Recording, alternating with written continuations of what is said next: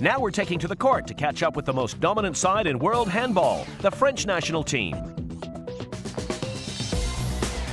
Handball is a fast-paced game involving 2 teams of 7 players, with the aim of using the hands to score goals past the opponent's keeper.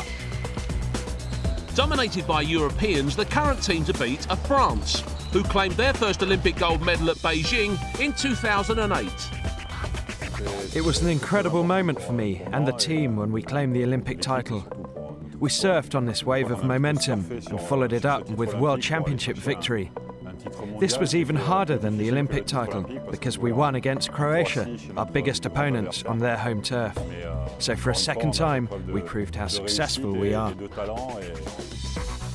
After 2 great competitions saw France crowned Olympic and world champions, the undisputed world #1s headed to the European Championships this year, and as victors once again became the first nation in history to hold all 3 titles at the same time. Sometimes people come to me and say, hey, that's incredible what you did, you won the Olympic Games, the World Championships, the European Championships, that's amazing. And I say, yes, what can I say? I still can't realize, I mean, we are really proud of it. That's a great feeling. Claiming the elusive triple in the space of 2 years has marked France as the team every nation wants to beat. But under coach Claude Onesta's supervision, France are making every effort to remain 1 step ahead of their rivals. For the players and for the training staff in any discipline, it's important to go down in the history of your sport. So there's always this commitment to develop and improve the level of the team, to keep dominating for as long as possible. Our opponents are working very hard to raise their level, so we must work harder to resist them. I think that in the eyes of our opponents we see a lot of respect, perhaps even a bit of jealousy as well. Everyone wants to make us fall, but we don't want to fall. The other nations are trying their best to improve, but even then they'll find it difficult to put a stop to France's impetus. The triple champions have the high morale necessary to give them a mental edge over their opponents. We have a winning mentality and never let anything go, even in difficult moments. It's true that sometimes we have matches where things don't go as well. Mentally, we still perhaps want to win more than the other teams.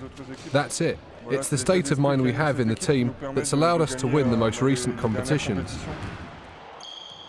As well as the mental edge, the team boasts a wealth of quality players. One of the greatest keepers of all time, Thierry Omeyer, and game-changing playmaker Nikola Karabatic are just 2 of the star attractions. However, for coach Onesta, the key to success is the squad's strength in depth. There are lots of very good players, but my role isn't to pick out one and speak about him. My role is to bring the team together. Journalists and the media are into the cult of the personality, whereas I'm into the cult of the group. The little substitute is perhaps the most important, because it might be him who'll allow us to win the next title. Despite France dominating at international level, it's club teams from Spain and Germany who rule the club competitions. However, this isn't seen as a negative by the French players. It's important that in the French team there are lots of players who are developing abroad, but also in major clubs like Montpellier in France. Through this, we gain a variety of experiences and play big matches in the Champions League.